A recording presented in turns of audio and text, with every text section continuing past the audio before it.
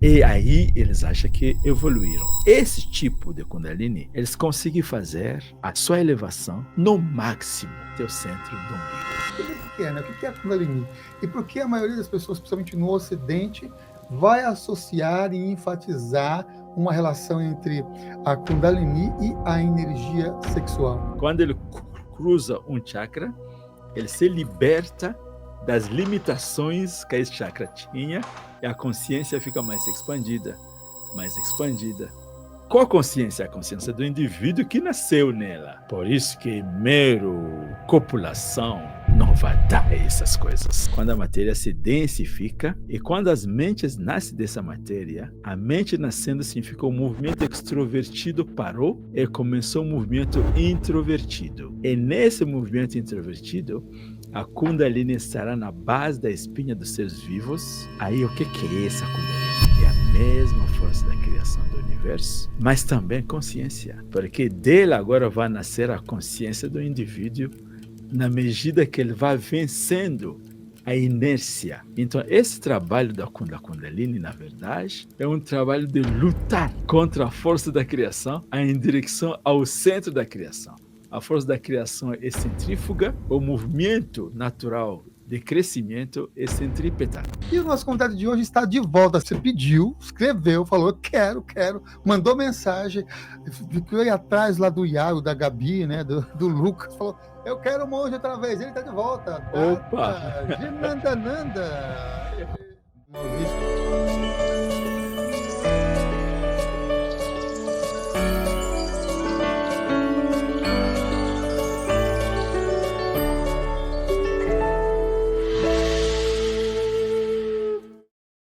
Seja bem-vindo a mais uma edição do programa Consciência Próspera, programa de entrevista, onde já passaram aqui mais de 1000 convidados, mais de 15 anos de existência. Começamos lá em 2010, dia 9 de março de 2010, com a Monja Cohen, foi a primeira convidada que teve presente por aqui no Consciência Próspera. E o nosso convidado de hoje está de volta. Você pediu, escreveu, falou, quero, mandou mensagem, ficou aí atrás lá do Iago, da Gabi, né, do Lucas, falou, eu quero o monge outra vez, ele está de volta. Opa! Ginandananda. Muito obrigado. É minha alegria estar aqui, caro irmão. Você já é família. Que maravilha, que bom. Muito bom. E hoje é um tema polêmico em alguns sentidos, ou com conotações assim, banalização versus profundidade tradicional, que é a Kundalini, sim, né? a Kundalini. Vamos falar um pouquinho sobre a Kundalini. E o primeiro tópico assim que as pessoas mais associam a Kundalini é, primeiro, o que é, né? O que é a Kundalini? E por que a maioria das pessoas, principalmente no Ocidente, vai associar e enfatizar uma relação entre a Kundalini e a energia sexual? É interessante. Vamos indo pouco a pouco, né, para conversar bem. A criação do universo é feita pelaquela fonte criadora, né? A fonte criadora que é a matrix da qual tudo nasce é a causa nominal de tudo.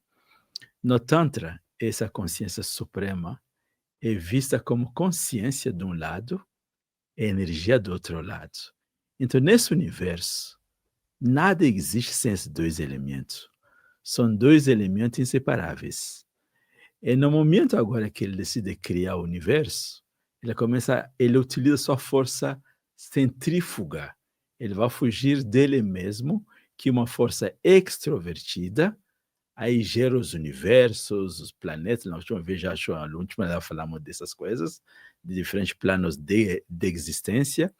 E quando chega nos 5 elementos, agora se cria a matéria, e o nível mais longe da densificação, máxima da densificação. Quando a matéria se densifica, e quando as mentes nascem dessa matéria, a mente nascendo significa o movimento extrovertido parou e começou um movimento introvertido. E nesse movimento introvertido, a Kundalini estará na base da espinha dos seres vivos. Aí o que é essa Kundalini? É a mesma força da criação do universo, mas também consciência. Porque dele agora vai nascer a consciência do indivíduo na medida que ele vai vencendo a inércia. Então, esse trabalho da Kundalini, na verdade, é um trabalho de lutar contra a força da criação, em direção ao centro da criação. A força da criação é centrífuga, o movimento natural de crescimento é centrípeta. Então, são duas forças opostas. Se a consciência é positiva, a Kundalini é negativa. Então, ela é a energia da negatividade fundamental. O ponto negativo não no sentido de bem ou mal, mas no sentido um polo é positivo, o oposto dele é negativo.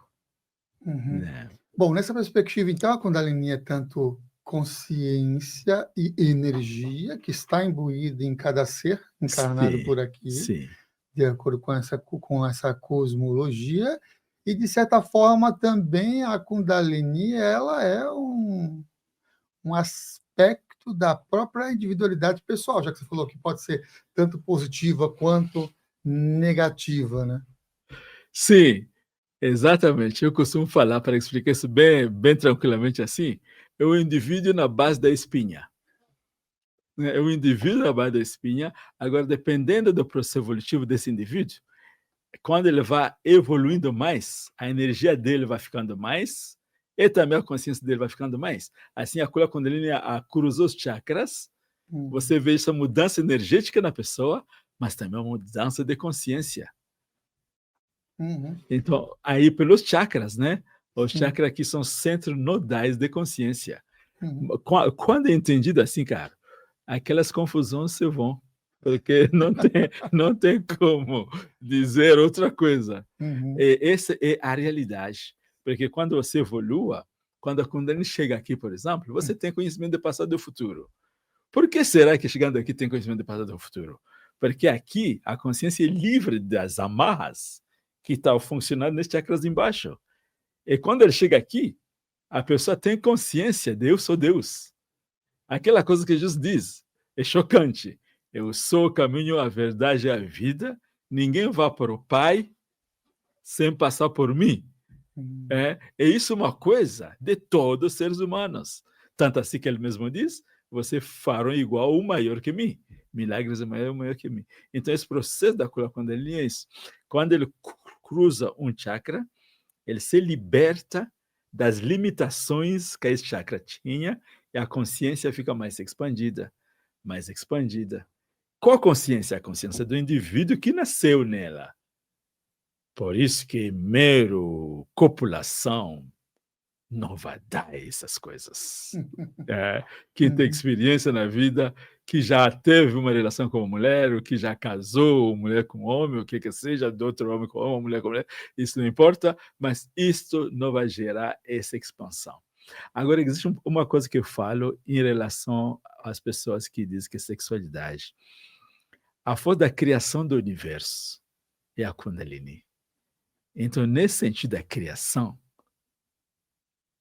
ela pode ser considerada como sexo.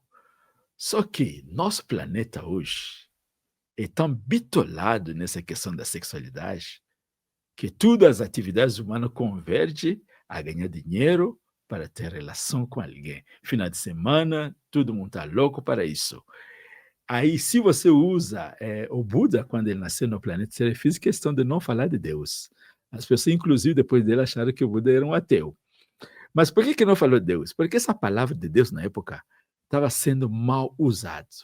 Mal usada. As pessoas, quando falavam de Deus, aí vem todo tipo de rituais, todo tipo de ofrendas a Deus, todo tipo de prática totalmente exploradora do ser humano ordinário, que Buda fez questão, não vou falar essa palavra. Ela falou uma palavra que significava também Deus, só que de um jeito técnico que as pessoas não entenderam. Mas os estudiosos, o meu mestre nos diz que não tem como dizer conclusivamente que o Buda não falou de Deus, porque ele falou alguma palavra que na verdade significa Deus, eu sou Deus. É nesse sentido, mas como ele não usou a linguagem popular, ele conseguiu canalizar a sociedade num processo de purificação, tanto assim que ele foi o grande mestre da ética humana, da conduta humana. O meu mestre fala assim, que Buda brilhou muito na sua fala da ética humana como ninguém mais fez no planeta Terra. Aí entende as palavras. Então, nesse momento, eu recuso a palavra sexo. Sabe por quê? Porque ela é enganadora para quem não entende. Uhum. Para quem entende que qualquer tipo de produção intelectual é criação, aí a pessoa vai dizer é sexo intelectual. Qualquer tipo de criação intuitivo também é criação. Nós vamos dizer é sexo intuitivo. Vai ser muito estranho de falar esse tipo de coisa assim, né? Aí é melhor dizer não. Uhum. É, Você sabe que até na internet aqui a gente não pode falar a própria palavra tantra, porque o próprio algoritmo e a própria internet vai dar um aviso lá, um bloqueio. Tem que colocar números, né? Os pesquisadores aqui do canal falam que tem que uau! colocar números para não associar com o quê? Com o próprio, com uma atividade sexual, por causa de Uau! limitações ligadas à Uau! própria palavra, assim, divulgações e tudo mais. Nessa temática, procura-se na internet colocar algum outro símbolo no lugar do A para não Incrível! dar Eu não interesse sabia nisso. disso. Pegando o gancho nisso, nessa perspectiva do Tantra, Sim, porque muitas pessoas vão em busca do Tantra para solucionar algo que também tem, ó, por um lado, tem esse lado que você falou, que é um lado mais de libertinagem, de querer sim, se beneficiar e se sim, saciar em termos sim, sexuais, né? sim, Por outro lado, uma grande quantidade de pessoas vão procurar o Tantra por conta exatamente do oposto, da repressão, da sim, total repressão e sim, prisão com a qual se enfia, sim, inclusive dentro desses aí tem sim, distúrbios diversos sim, ligados, né. sim. Inclusive, podemos colocar que em todas as religiões do planeta hoje se reprime a sexualidade. A sexualidade é vista como um pecado. No Tantra, a sexualidade não é vista como um pecado. É um ato natural do corpo dos seres humanos. Inclusive, o nosso corpo é cabeado, que em algum momento produz linfa em excesso, que faz que, aquele momento que a linfa é em excesso, o homem vai querer achar um lugar onde vai colocar. A Uhum, mulher também chega a esse momento, quando o ovo fica maximal ali, madura, aí que ela brilha na beleza, na desenvoltura e tudo. Ela mesma se sente máxima e realmente ela quer alguma coisa. Isso é natural. Então, sexualidade, vamos dizer primeiro que é natural. Agora, ir contra qualquer instinto natural se chama repressão, se chama supressão do fluxo psíquico e encarreta adoecimento psíquico.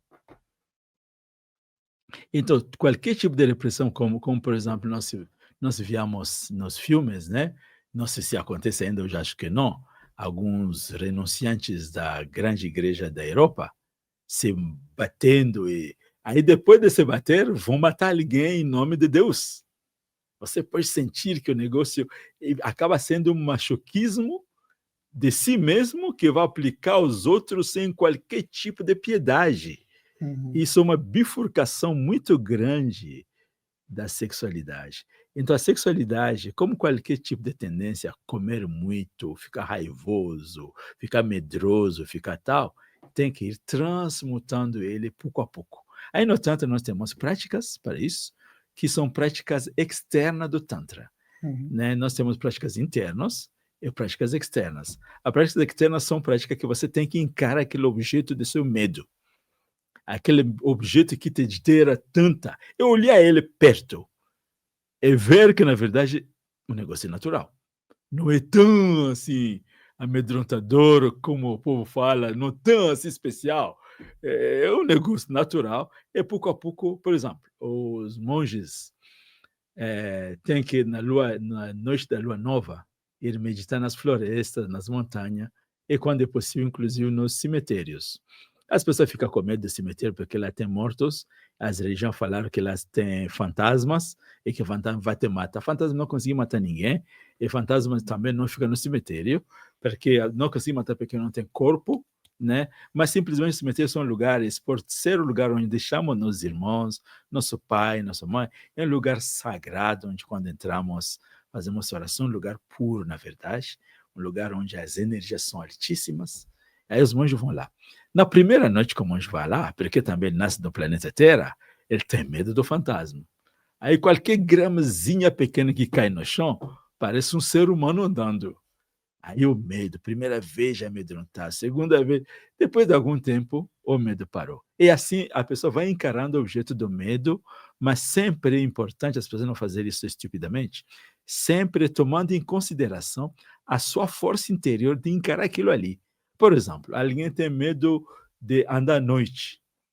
Aí anda à noite com um pouco de luz.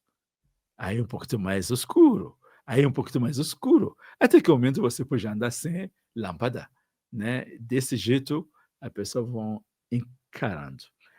E no caso, por exemplo, de pessoas que então pegando até um gancho nessa coisa mais do tantra externo, né, Sim, do externo, uma grande incidência de pessoas que aprende até a realizar a troca sexual sim, são por meios de revistas ou vídeos ou filmes, não necessariamente uma sim. pessoa ensinando como é que se faz, se Ah, realiza uma troca entendi, entendi. sexual. E muitas dessas pessoas, Sim, muitas pessoas podem, inclusive, a gente trouxe alguns temas relacionados a isso, ter uma maior facilidade em manter um ato de masturbação, por exemplo, uma dificuldade de uma troca de uma namorada, de uma pessoa com outra pessoa, sabe? O que você pode falar sobre essa perspectiva e se existe no caminho do Tantra externo algo que sim, possa, talvez, modificar a sim, forma como ela funciona, né, em termos de troca externa com outra pessoa, né? sim. Eu acho que em questão da sexualidade humana, essa questão de coisa como masturbações, esse tipo de coisa, são limitantes. E às vezes, eu sei que no mundo as pessoas propagam isso muito, mas eu tenho vivi algumas experiências na nossa organização, onde o mestre canalizou microvitas negativas. Microvitas são energias que curam ou que mata. Ele nos diz que estava chegando ele canalizou num centro de treinamento, onde um menino estava se masturbando. Então esse menino atraía essas energias. Aí o que aconteceu? Ele morreu. Aí o menino que estava do lado dele também começou a adoecer. Nós temos um monge aqui no Brasil que estava nesse centro de treinamento. O menino que estava do lado dele também começou a adoecer. O menino que morreu antes foi levado no hospital. Os médicos não sabiam o que era. Não entendeu o que foi, até que morreu.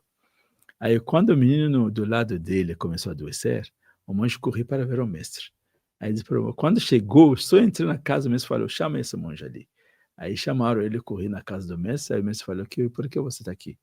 Ô, Baba, tem um menino que morreu recentemente com uma doença que os médicos não encontraram, e agora o menino que do lado dele também está adoecendo. Eu tenho medo também que ele vai morrer, ele vai continuar assim. O Baba falou assim, eu sei. Baba diz que tinha de um planeta muito longe daqui, essa energia negativa veio, os microvitas eles caminham de uma galáxia para outra, de um planeta para outro, sem nenhum tipo de limitação. Não são limitados pelo calor, pelo frio, pelo vento, pelo barômetro, nada, nada, nada, nada. Eles se movem pelas inferências. Inferências são as emanações da matéria. Então, se as suas emanações correspondem à frequência, ela caminha, chega. Então, pessoas com frequência vibracional psíquica negativa, baixa, animal, não vou dizer animal, porque animal nem é baixo, nesse sentido. O animal faz o que ele faz naturalmente. Uhum. Mas os humanos que ficam bagunçando a sua própria cabeça ao ponto de abaixar seu patamar humano a um patamar menor, aí essas coisas andam. O mestre que ele fez, ele pediu flores vermelhas. O povo não acharam. Aí o monge saiu, foi cortar a coisa vermelha, trouxe. Aí o mestre fez alguma coisa, abençoou. Eu fiz alguma coisa nessas flores. O mestre era bom de microvita, ele controlava as microvitas. Então ele conseguiu carregar essas flores e pediu para colocar uma flor na cabeceira de cada um dos membros naquela noite. E num dia específico da lua nova, ele tinha que fechar tudo, queimar tudo de lá. Incrível uma história lá da Bíblia, cara. Eu não acreditei. Queimar tudo de lá, sair sem olhar para trás durante a noite e ir. Aí queimaram tudo, saíram, foi outra direção. Essa história é forte, porque tinha os microvitas que estavam vindo para cá. Mas o fato que eles atacaram esse menino, que tinha essas atividades não vou dizer antiético, mas anticonstitucional, que cada um decide o que é, isso demonstra que é uma prática não muito encorajada no campo espiritual. Então, quem quer ser, por exemplo, monge ou renunciante, vai ter que aprender a canalizar suas energias para cima. Uhum. E não ficar preso, né? Porque repressão repressão e não, a supressão do instinto o agrava. É como você tem um rio que está indo, aí você colocou uma barragem. Se você não dá um escapamento a essa barragem, vai explodir a barragem, vai matar um monte de gente. É aí que tem que ter equilíbrio. Aí uns monges novos faz jejum 4 vezes por mês, medita muito, faz asanas, e mesmo assim tem que cuidar da transmutação psíquica da sua própria mente. Sim. Então, para a sociedade, eu aconselho mesmo, cara, acha um parceiro, e vive uma sexualidade humana mesmo. E naturalmente, essa coisa de ficar é como se fosse ficar se relacionando com um computador. O computador não te ensina a se relacionar. O negócio é frio, o negócio não tem sentido. Quando você encontra um ser humano agora na sua frente, que seja um relacionamento sexual, um relacionamento de humano a humano, você vai estar inibido, porque você não está acostumado a se relacionar com seres humanos. E você é um ser humano. Você aprende a se relacionar com o ser humano. Aí, nesse caso, às vezes, aquelas coisas que chamam de sexo tântrico pode ser útil para ajudar pessoas adoecidas assim, para canalizar esse abrir. Agora, o professor dessa prática não pode extrapolar e dizer que essa prática vai levar à iluminação. É simplesmente para curar essa tendência psíquica desorientada de um cidadão, de uma cidadã que simplesmente não entendeu o processo. Nós começamos o nosso bate-papo com essa conversa aqui, com essa perspectiva de que o despertar, né, dessas forças, consciência e energia, começa lá na base. Então, nessa perspectiva, então, na base da espinha começa a se despertar. O que é, então, o verdadeiro despertar espiritual? E foi citado também os chakras, né? Os chakras, esses centros de energia. Esse conteúdo, essa informação de que se um ou outro chakra estiver bloqueado, pode afetar o despertar e a pessoa, inclusive, pirar ou acontecer coisas negativas, fisicamente mesmo. Isso é real? Sim. Existe nas escrituras, inclusive da teosofia, onde eles colocam que levantar a Kundalini é perigoso. Eu já vi, eu ensinei a um grande professor da teosofia, a meditação, não posso citar o nome dele por respeito a ele, e quando ele começou a praticar, ele entendeu que o negócio era bem profundo. Aí ele veio o dia seguinte me pedir de ele libertar, de não fazer a prática. Falei para ele, cara, você não é meu prisioneiro, não. Você, por decidir, você decide da sua vida. Se você não quer fazer a prática mais, você pode falar, mas me conta por que você não quer fazer. Aí ele falou assim, eu não me sinto puro o suficiente para praticar. Aí entendi esses medos, porque antigamente o Tantra era considerado como caminhar na navalha de uma lâmina, né? E era perigosa. Quais são os perigos dela? Os perigos dela são um deles é esse, pessoa não preparada, com práticas totalmente fora do processo de iluminação, quer dizer, práticas brutais, práticas que não tomam em consideração a pessoa. Por exemplo, no Ocidente inteiro, as pessoas quando vão fazer yoga, começam com prática de pranayama. Pranayama é uma prática que controla um centro aqui no coração, que é chamado Prana Indriya. Prana, energia, Chi, Indriya, órgão. Esse Prana Indriya que é localizado aqui, controla todas as 10 energias do corpo humano, as internas e externas. Agora, quando a mente do cidadão é uma mente de cachorro, por exemplo, uma mente negativa, uma mente raivosa, uma mente egoísta, o pranayama, o que ele vai fazer? Vai aprofundar esse estado de raivoso, de medo, de tal. Então, pessoas desequilibradas, com a prática do pranayama, por exemplo, só o pranayama, que é uma prática bem simples que é conhecida no mundo, vão gerar loucos imediatamente. Aí as pessoas vão dizer que é a prática do Tantra, ou do Yoga que está levantando isso. Não, não é a prática do Tantra, é um processo inadequado da prática. Outro perigo que as pessoas têm, como você pegou bem já, que na base da espinha, a Kula Kundalini está dormente lá.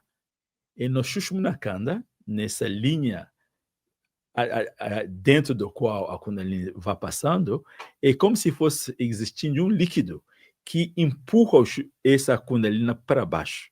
Então está quietinha lá, enroscado e dormente. Funciona minimamente para permitir as funções psíquicas do ser humano ordinário. Em tudo Kundalini existe, em todos. Em tudo Kundalini funciona. Mas no caso dos não iniciados no Tantra, que não abriram essa força, ela funciona minimamente. Agora, as pessoas que utilizam também práticas demais, como essa coisa da sexualidade, existe práticas de magia negra, por exemplo. Estou falando magia negra, sou negro, estou me insultando aqui.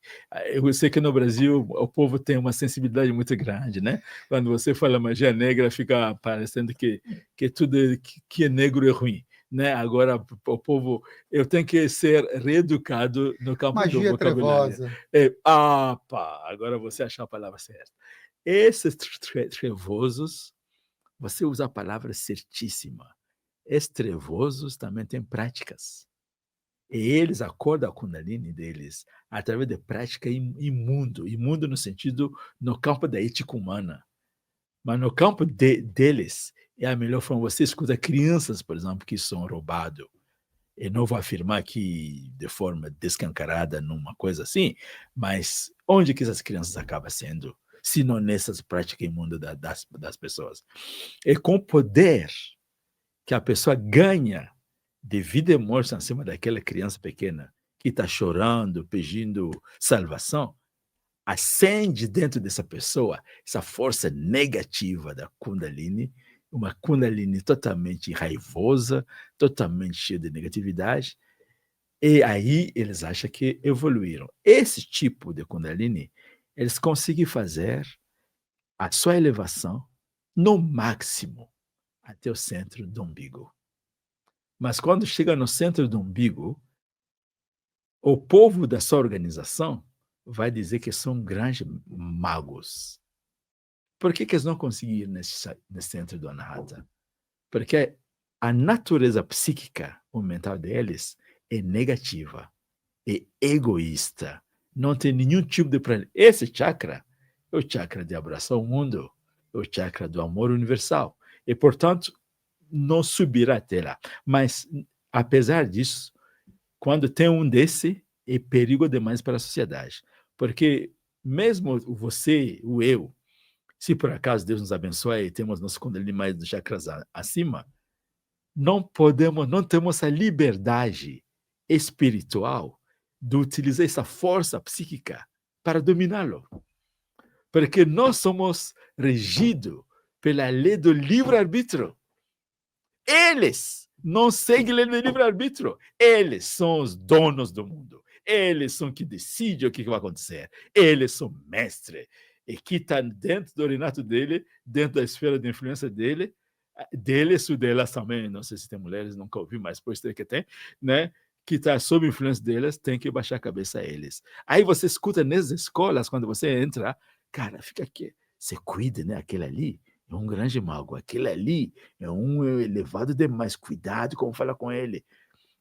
Esse tipo de diálogo já mostra que o caminho está errado, porque no caminho da espiritualidade, que evolui mais, se torna mais amoroso, mais entendedor, mais humilde perante aos outros.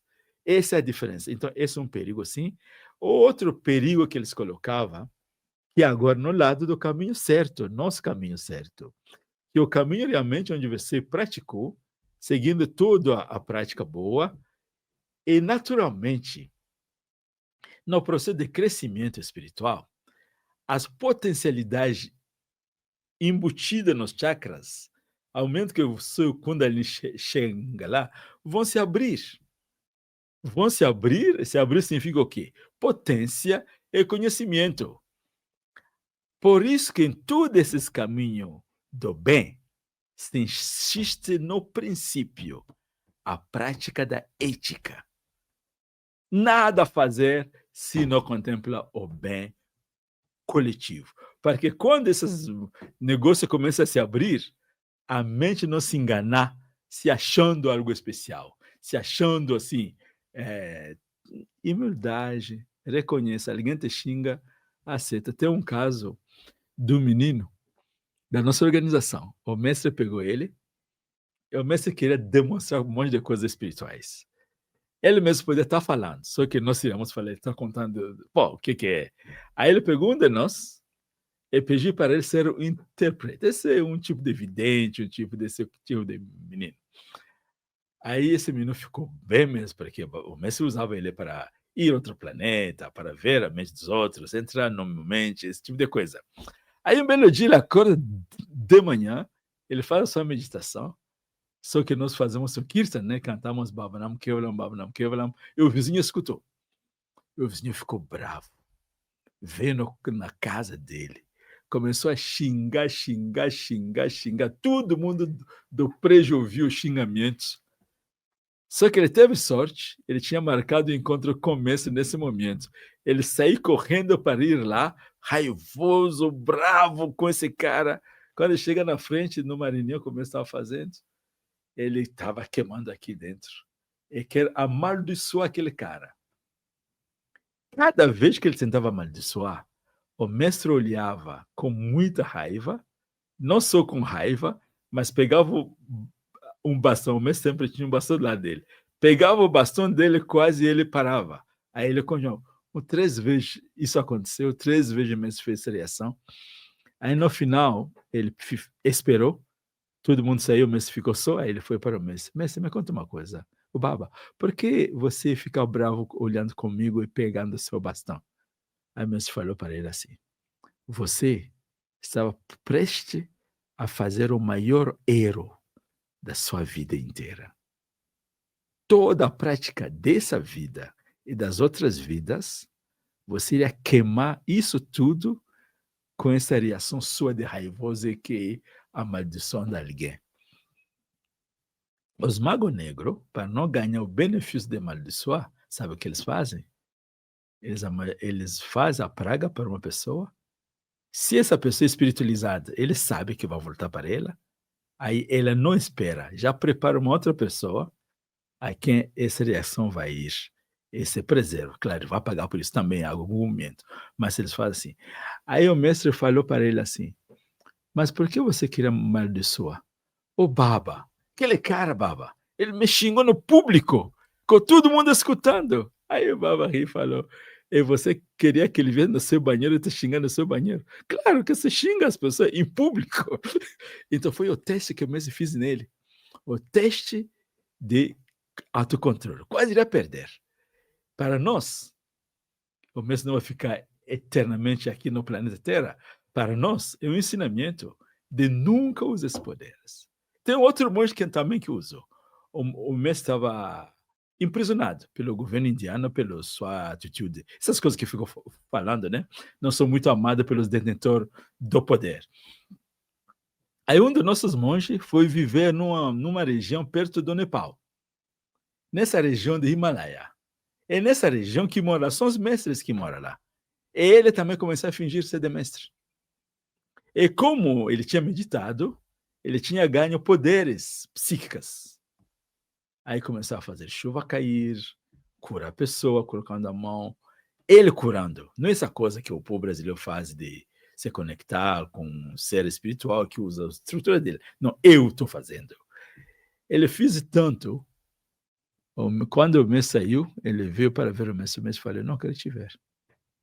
Só que nesse momento, ele disse para você pode voltar a ser mestre naquele lugar onde você estava. Ou vá na casa da sua mãe. Porque você fez coisas que são totalmente contra seus compromissos, de nunca utilizar os resultados no mundo material, os resultados da sua prática espiritual. Só que ele não foi, ele ficou na porta da casa. Chovia, lama, não da casa, tinha um monte de casa e tinha uma cerca enorme, né? Ele ficava fora do portão de entrada nesse complexo. E não comia.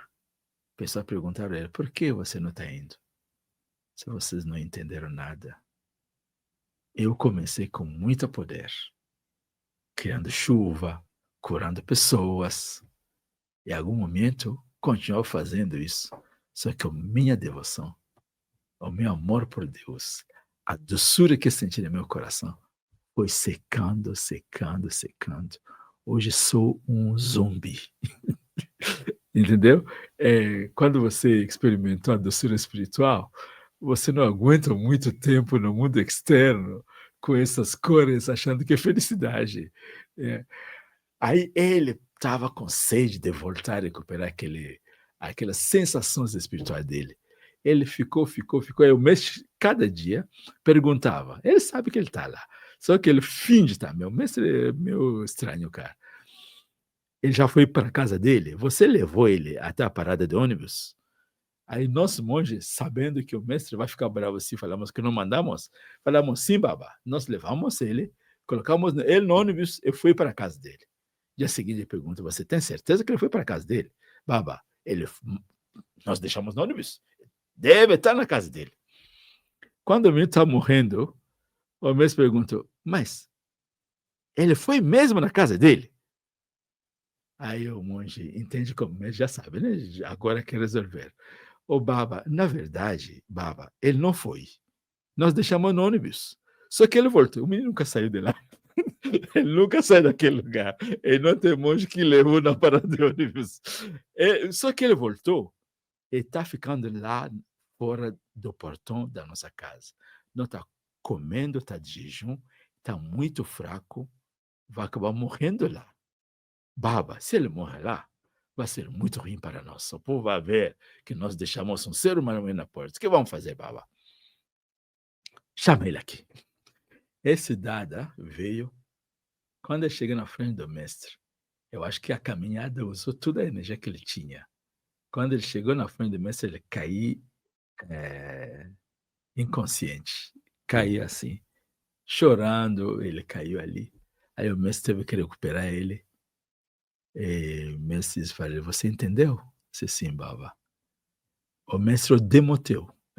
Avadutas são monges que podem fazer aquelas meditações que eu falei. Ele tirou essa capacidade.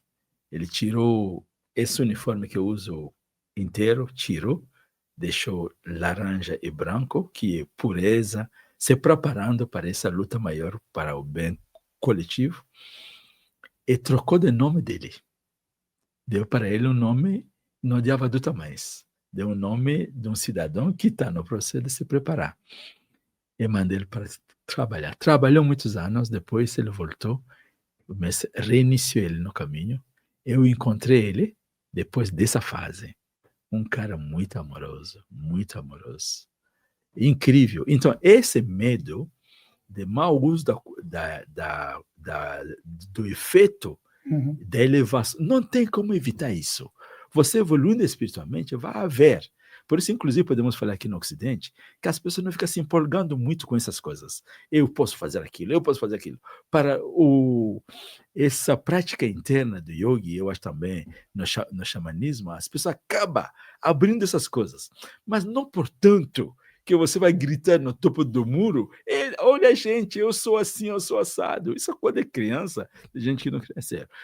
Gente procurando aplausos e famas. E se você está atrás de famas e aplauso, com certeza vai cair do caminho. Bom, dessa história, né, desse dada, dessa adulta, dessa pessoa em si, né? Sim. Já tem uma coisa bem interessante associada à Kundalini, que é o despertar dos siddhis como sendo algo natural. É natural. E então, se esse é natural o despertar dos siddhis, quais seriam os outros sintomas ou sinais verdadeiros de que uma pessoa está despertando? Essa própria humildade reconquistada dele seria um deles, e quais seriam outros?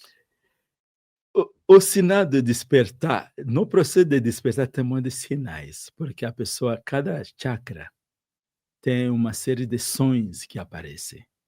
E também, no psique do ser humano, ele começa a experimentar diferentes estados de associação com a consciência suprema. No Muladhara Chakra, por exemplo, a pessoa se sente num planeta e Deus está no outro, longe. Quando a pessoa começa a evoluir no segundo centro energético, ele sente Deus está no mesmo lugar que eu. No terceiro chakra, não só ele sente, eu posso vê-lo. Aí luz começa a aparecer, cores começam a aparecer, todo tipo de coisa. No quarto chakra, não só posso vê-lo, mas posso tocá-lo. Aí que começa a prática do amor divino. Quando a mente se empolga com esse contato direto com Deus, aí vai subindo, subindo. Aqui não só posso tocá-lo, a sensação é quase eu sou ele, mas não está pleno ainda. E existe as experiências espirituais, mesmo chegar nesse estado, acha que se iluminaram. Por isso que o conhecimento é importante, para entender que o yoga é tão bom, que você entende os passos. Mesmo não estando lá, você entende onde você vai chegar. Aqui a pessoa ganha o poder, como falamos já, de conhecer passado, presente e futuro. Quando você sabe tudo isso de todo mundo, de você, do mundo, você vai se achar, você pode ver na internet, tem um monte de evidente. Eu falo, senhor tal, e fala com tanta força, parece controlar, parece que é assistente de Deus, né? E tal, o Trump, isso vai acontecer com ele, o Lula, tal coisa vai acontecer. Graças a Deus. Esse tipo de gente fica se achando muito assim. Eu não sei, esses videntes daqui se acham assim, mas as pessoas que têm esse aqui, e se achar assim, aí ele acha que ele é livre, que já chegou no caminho. Aí ele deixa a extravasar todos os instintos da mente dele. E, infelizmente, não está iluminado ainda. Significa que tem karmas ainda a limpar dentro dele. Apesar da mente dele ter se evoluído, essas coisas que vai extravasar vai deixar ele cair muito. Por isso que você encontra vários seres evoluídos demais cometendo gafes graves. Gafe não é português. Erros muito graves. Por isso que para o aspirante espiritual, como Sócrates nos diz, a melhor psicologia é sempre pensar que tudo que sei, nada sei. Até que não se iluminou totalmente esse processo de conhecimento, a psicologia vai ser: eu sou um estudante. Tem muito ainda a aprender, então vamos manter a bola tranquila e ir andando. A última vez que você esteve aqui, a gente falou, eu até gostaria de uma próxima vez, inclusive, fazer um programa só sobre Shiva. Sim. A gente falou sobre Shiva e essa parte histórica. Sim. E aí me veio de fazer a pergunta, mas a gente estava com um tempo tanto que sincrônico ali com as atividades que vinham em seguida. Aí a pergunta que me veio naquele momento, que tem a ver com essa coisa do conhecimento. Sim. Da importância do conhecimento Fundamental. a você desenvolver uma devoção, um contato com essa espiritualidade em si. O conhecimento, ele serve a guiar o intelecto. E no mundo material, a única coisa que guia a mente se chama intelecto. Então, se esse intelecto não tem o conhecimento apropriado, aí tem armas, aí tem dinheiro, aí tem aquilo ali, vai bagunçar com isso tudo. Com conhecimento apropriado, essas coisas se tornam instrumentos para embelezar a humanidade inteira. E nessa perspectiva, em termos de conhecimento, para quem está nos acompanhando, já tem uma mente que estava associada até então, até as falas iniciais aqui da nossa conversa, Sim. Com um tantra específico. Agora ele está com outra ideia do que é um tantra. Sim. Qual é a diferença ou a semelhança entre tantra e yoga e a sabedoria védica? Legal. Essa é uma pergunta bem bacana, porque ela faz dançar assim a cabeça, vai para cá e para lá, e para cá, para lá. assim, sabedoria védica. Eu acho que vou começar com ela, porque ela nasce, vamos dizer, que a prática tântricas é pré-védico, são pré-védico. Mas, desde que chegou na Índia, os arianos, quem são esses arianos? Os arianos são os caras que vieram da sul da Rússia, era muito frio lá, condição de vida muito difícil, desceram para o sul, procurou um lugar bom de viver. Aí passaram pela Pérsia, encontraram aquela coisa que falamos do zoroastrianismo, onde adorava o fogo saindo da terra, deve ser um deus que está fazendo aquilo. Não imaginava que era um gás, não tinha noção de gás na época. Então, eles criaram toda essa adoração do fogo, da purificação pelo fogo, toda essa coisa. Desceram para a Índia e encontraram Bharat.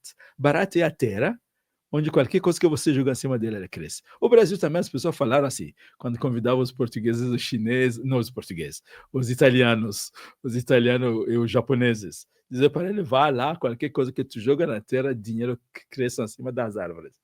Quando chegaram lá, decidiram de se implantar lá.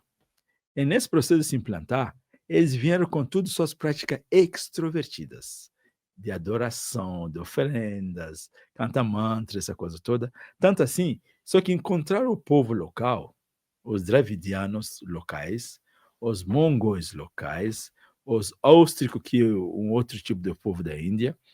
Essa gente já estava fazendo pesquisa do Tantra, que é uma prática interna, que a mente humana sempre tem um funcionamento para fora e para dentro. Essa gente entraram muito para dentro. E houve um choque cultural entre os dois. Aí os arianos tentaram se impor na sociedade, e a sociedade brigando, aí que criaram as castas, os militares para proteger as oferendas, os vaixas para trazer as amenidades, as comidas, óleo, tudo isso, Kátia para proteger, esse aqui para tá, os Shudras para limpar depois das oferendas, e os Brahmanas, que são os padres nos outros que fazem que oficina, são caras muito elevados. Eles criaram assim, entendeu? Eles criaram que o padre vendo a cabeça de Deus, o Kátria vendo o braço dele, para aquele que trabalha, né? Aí o Vaishya, o comerciante, e o tronco, ele que providencia as coisas, e o Shudra, as pernas, que vai limpando e fazendo as coisas sujas. Criaram isso. Aí começa o conflito. A partir desse momento, começa uma pesquisa meio separada, onde o tântrico continuou a pesquisar, os védicos continuaram fazendo, e recordando as coisas. Isso podemos contar 15 mil anos, 16 mil anos atrás. 8 mil anos passaram, o Shiva vem e pega todo esse conhecimento do passado e organiza os elementos que era chave para o Tantra. Agora amplia esse conhecimento de Tantra. Então, toda essa pesquisa que esses caras fizeram na Índia são classificados como védicos. Depois de Shiva, os caras não se renderam a Shiva. Os caras continuaram suas pesquisas porque eles dominavam a sociedade. Eram guerreiros, e queria de qualquer jeito submeter o povo local. Então, na presença de Shiva isso aconteceu. Olha o nascimento de Shiva. Ele nasce de uma família ariana casada com mongol. Aquele cabelo dele que ele fica amarrando, o cabelo mongol, chinês original, é grosso. Se você deixar, ele vai te encobertar tudo. Então, quando ele é grande, você pega e amarra ele de um jeito ou outro. Por isso que Shiva amarrava os cabelos dele. Então, como um cidadão de lá, o que ele faz? Casa com uma mulher ariana, casa com um mongol e casa com uma dravidiana. Dravidiana é uma mistura de negro com os óstricos, o povo local. E com esse ele começa a ensinar. Mas onde que ele vive? Ele vive com essa gente considerado excluído da sociedade. E aí que Shiva começa a fazer todos os seus ensinamentos de forma assim incrível. Então, isso é a parte védica. O Shiva no Krishna. O Shiva passa conhecimento de ciência, de medicina, um monte de coisa. Os védicos, quando viram que Shiva os meninos que lutavam com Shiva eram muito fortes, porque Shiva acabou sendo o treinador do exército nonariano Na verdade, eles organizou eles, porque eles não estavam organizados. Organizou, treinou, ensinou para eles a dança da Tândava, que é uma dança que dá coragem, e no campo de batalha não ficava com medo, não ficava amedrontado. Os arianos estavam pensando, como que essa gente não fuge nunca? Nós estamos com todas as armas, estamos com tudo para vencer eles, mas eles não fugem. Alguma coisa Shiva deve estar ensinando para eles. Aí que alguns arianos vão à noite encontrar com Shiva e pedir iniciação no Tantra. Shiva, como mestre espiritual, não pode negar alguém que vem pedir iniciação, independente da natureza dele. No momento que um ser, um corpo humano, tem direito a ser iniciado no Tantra. Então Shiva ensinava. A esses caras, durante o dia, eram arianos, védicos, para beneficiar do nível social, da classe social, das mordomias que a classe deles dava, e à noite era tântrico. Aí começa a mistura do rio tântrico e védico. Mas a ciência, alguns se misturou, alguns se manteve. A medicina de Shiva, por exemplo, evoluiu muito. No sul da Índia você encontra ela muito bem organizada. No norte da Índia você encontra isso tudo misturado. Você encontra um swami indiano que, ao mesmo tempo que fala de mantras e meditação, faz oferendas, que é védico, não é tântrico. A meditação é tântrica. Então, essa mistura é que é muito... Ontem mesmo estava conversando com os monges lá na minha casa. Eu nasci na base científica. Então, na minha mente não existe suco misturado com água. Alguém me fala que suco? Quando você pega o suco e mistura com água, pô, estragou o suco, entendeu? Então, quando você pega o Tantra e mistura com idolatria, com mentiras e tal, né? Aí você foi. Então, esse caminho evoluiu e acabou tendo um monte de livro. Na época de Krishna já tinha uma situação muito grande. O Veda Vyasa, Krishna do Apurana Vyasa, que é o cara que escreveu Mahabharata, que escreveu a Bhagavad Gita, ele estava lá, omnipresenciado. É um filho de um védico. Esse védico estava passeando pelo Rio, fazendo sua divulgação dos Vedas e tudo, e quando ele chegou naquela região, ele adoeceu, numa região onde a terra é preta. Aí uma família de pescador o recebeu, o alimentou, o cuidou, e quando ele ficou bem, ele pensou, vou deixar um presente para a família. Qual o presente que ele deixou para a família? Como a filha do pescador que cuidava dele, o presente que ele deixou foi o Veda Vyasa, entendeu? Aí é bem bonitinho escutar essa gente falando de presente, entendeu? Como se ele não estivesse lá para, entendeu? Não estava envolvido com o assunto. De qualquer jeito, ele deixou o Veda Vyasa. Veda Vyasa, ele cresce em espiritualidade, e na região dele tinha um brigo. Brigo significa esses caras que seguiram a linha do Tantra, não essa mistura do pai dele. Aí ele já aprendeu tudo do Veda, só que não sabe nada do Tantra. Aí ele vai aparecer velhinho para o brigo e fingir para o brigo, ei, brigo, por favor, me ensina um pouquinho do Tantra. Brigo, você quem é você? Krishna Panava, você, filho de Vyasa, e você vem te dar essa coisa de vir até a mim? Vocês que corrompem a sociedade, que mistura, vou falar em linguagem que o povo vai entender, né? Mistura água com suco, e ainda fala que o suco, sai da minha frente, não quero nada a ver contigo. O menino era bastante educado. Ô mestre, eu sei da sua briga com meu pai, mas eu não sou meu pai. Por quanto tempo vocês vão continuar essa briga? Eu prometo a você que tudo que você vai me ensinar, não vou misturar com Veda. Aí o Brigo viu o menino forte, o tanto quando faz esse drama assim, de levantar a voz e colocar, é amedrontador. O menino não fica amedrontado. Significa que ele tem conteúdo, ele tem personalidade. E com essa personalidade, o tântrico, quando ele veja alguém com personalidade, pode gostar ou não gostar, mas tem que reconhecer essa pessoa que existe e tem direito a alguma coisa. Aí o Brigo pegou o Krishna do Apurana Vyasa e treinou ele no Tantra. Por isso que quando ele finaliza o treinamento, escreva agora, compila os Vedas, que eram 6 Vedas, passado da boca para o ouvido. As famílias inteiras memorizavam os Vedas e repetia para a tradição, para não perder, mas chegou um ponto onde repetia sem entender o que estão repetindo. E aí acrescentava ainda os dogmas, os rituais, os sacrifícios. Esse Veda Vyasa escreveu os Vedas em 4 livros.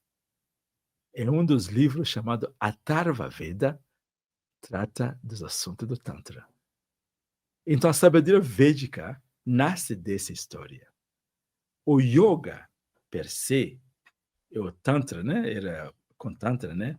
O yoga e o Tantra nascem junto. Porque o Tantra, os elementos... Tantra o que é?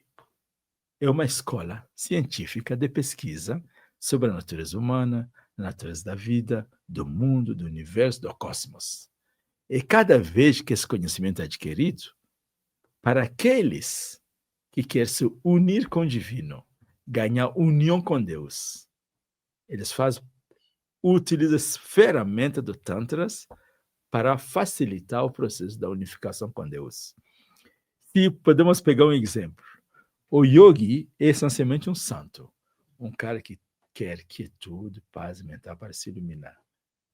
As práticas que utiliza para isso, mantras, yantras, kundalini, nervos, toda essa coisa, ele pega do Tantra. Por isso que, digamos, no Tantra, não existe yoga sem Tantra, mas existe Tantra sem yoga. Então, são 2 escolas. Quando o yoga é um santo, o tântrico é um pesquisador, que vai experimentando coisas, entendendo coisas e colocando na prática. Claro, nessa altura do campeonato, já tem muito conhecimento, muita sistematização, que não precisa mais tanta... Mas a pesquisa vai continuar sempre. Porque onde que o tântrico vai pesquisar? Dentro do seu laboratório interno. Aí, nessa base, não tem jeito. Existe também uma... Bom, primeiro que a gente falou sobre essa compilação, né, do Atharva Veda sendo um dos livros em que tem bastante dessa sabedoria tântrica dentro do que é chamado védico, e o yoga nascendo junto. Um dos grandes compiladores que chega até os dias de hoje, historicamente falando, é o Yoga Sutras do Patanjali posterior. Bem posterior em termos de... Muito posterior, muito depois. Porque era tradição oral, paramparã, essas conexões todas antiquíssimas. Sim. Agora, em termos de características, né? Em termos de características de pessoas, assim, as características, como é que as características humanas de cada pessoa, vamos chamar assim, é influenciada ou influenciável com o despertar da necessidade da Kundalini? Por exemplo, tem pessoas que é mais vão com o fluxo da vida, outros são mais expansivos, outros é mais devocional. Eu quero servir, eu quero ajudar o outro, não, eu quero ser uma presença de exemplo mais iluminada. E tem muitos anseios, né, conectados com essa possibilidade de despertar. Quais são assim as características humanas mais comuns associada com essa elevação da Kundalini? Isso. O primeiro elemento que eu posso colocar, no momento que ele acorda, a mente ganha um brilho. Você pode olhar só no rosto do cidadão e saber o que esse cara tem dentro. Então, se o cara fala, minha Kundalini está acordada, e você olha o rosto, tá bom, senhor. Você não vai discutir com o cara, porque ele está falando que a Kundalini está subindo, está vendo que não está. Então, sim, senhor. Então, esse é o primeiro brilho. Com esse brilho interno, outro elemento que vem, agora é importante, que estamos falando agora, do elemento muito importante do Tantra, que é a elevação da Kundalini. Existe no Tantra práticas específicas para acompanhar o processo da evolução do cidadão. Na primeira fase, pratica assim, na segunda fase, pratica assim, terceira fase, pratica assim. Aí os mestres vão dando esse ensinamento na medida que o cara está elevando, para ir se adequando ao nível dele. Então, nesse primeiro nível, cara, é ética, é ética, é ética. Não tem música. Porque aqui que a mente é louca mesmo, quer pular para cá, para lá, muito egoíco, cheio de poder, e com esse brilho interno que nasce, o poder que vem junto, cai do caminho. Então a ética tem que ser máxima. Agora, quando cruza um pouquinho esse campo aqui, e começa a cantar kirtan, não é mais cantar música e dançar, mas agora algumas sensações prazerosas estão começando a entrar pelo topo da cabeça e nutrir, e o corpo inteiro fica quase como se fosse você ter língua no corpo inteiro de mel, entende? A esse momento que o aspirante espiritual tem que ter dois tipos. Um tipo cujo nervos são fortes, por isso que a prática do yoga também é fundamental. Quando os nervos são fortes, esse aspirante absorve essa energia. É aí que o cara foca ainda mais e canta. E você veja os movimentos menos pulando e tal. Agora, quando os nervos fracassam um pouquinho, aí você veja aquele gente que pode pular até chegar no teto. Claro, estão pulando, é sincero, mas tem um tipo de extroversão que eu sou alérgico a isso. Quando vejo o cara começar a pular assim, tá bom, é uma festa, então vamos festejar. É, é, pular é ótimo, expressão do seu amor divino. Se é um campo de aspirante, você pode ver essa onda, ela contamina todo mundo, né? Aí você veja a sala inteira está pulando, está ótimo. Mas sempre você vai encontrar nessa muvuca uma ou duas pessoas mais focadas. Que o negócio do Kirtan é conectar-se com Deus. Não é mostrar que está dançando Kirtan. Então, se alguém conseguir manter esse foco, aí transmuta essa energia de pular em faculto espiritual, em elemento, energia espiritual. Essa energia espiritual bonda dentro do topo da cabeça e traga mais introspecção. Agora, quando vaza, aí o Manipura Chakra, essa coisa fica, na verdade, fica agitado. Aí quando vai sentar, primeiro vai precisar se acalmar, quando na verdade, não, depois de um bom kirtan assim, cruzar as pernas, a mente já está lá, já está lá. Então, essa é uma atitude das pessoas, quando os nervos são fracos, começa a pular. Mas outro elemento muito que eu considero mais importante deles é a experiência do amor interior. Dentro do seu coração,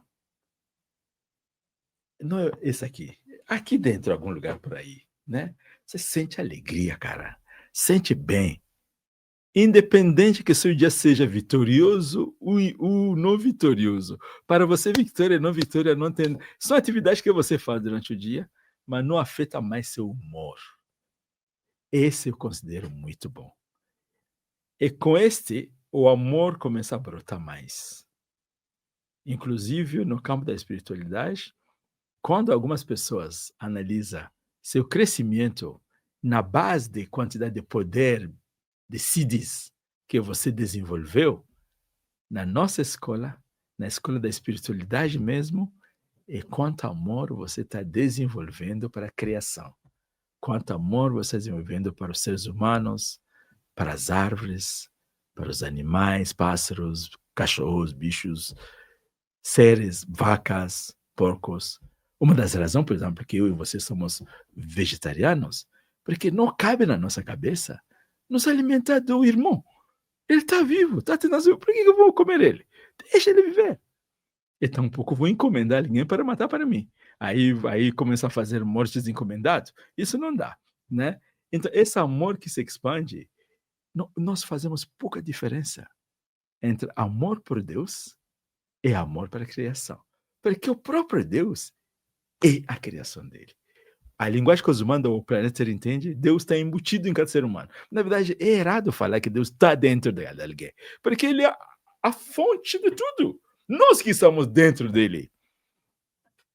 Então, esse elemento do amor, que é o elemento assim mais bonito de tudo, é o elemento construtor, é o elemento que nós, como tântrico no planeta Terra hoje, nesse tempo de transição planetária, gostaríamos, estamos trabalhando, não só da nossa escola, mas de todas as escolas espirituais, todo mundo que tem espiritualidade no coração gostaria que a maior número de seres humanos vibre nesse patamar, porque quando isso vai acontecer, mudamos o planeta. Uhum. Estava comentando que ontem, né, você teve uma conversa com, Com meus irmãos. com os irmãos, né, e que você citou que você tem uma mente e uma atitude científica em relação a esses Sim, processos e esses sim, conhecimentos. sim. Existe alguma conexão comprovada científica entre a relação da Kundalini ou os centros de energia, os chakras, e, ou mais especificamente, a glândula pineal? Sim. Existe um monte de comprovações. Por exemplo, eu tenho um médico brasileiro que trabalha, ele criou, ele é um médico da USP, eu acho. Dr. Sérgio Felipe Isso, Oliveira. ele demonstra pesquisas de quartzo no pineal que acrescentam o nível da mediunidade, né? Isso ele pesquisou. Tem uma outra, uma americana, Valerie Hunt, ele era uma mulher, uma professora da UCL, Universidade Católica de Los Angeles.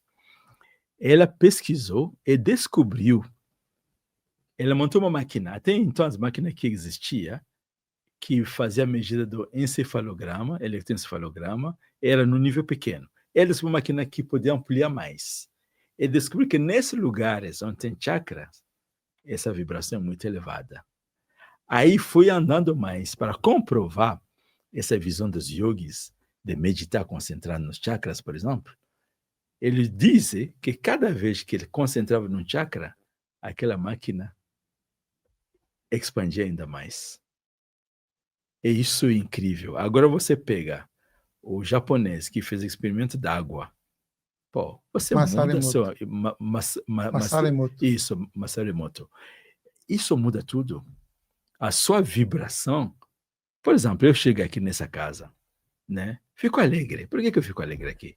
Porque tem o Samuel que está trabalhando aqui, tem a dona lá que está trabalhando, é sempre uma atmosfera muito boa. Olha uma casa com tantos livros.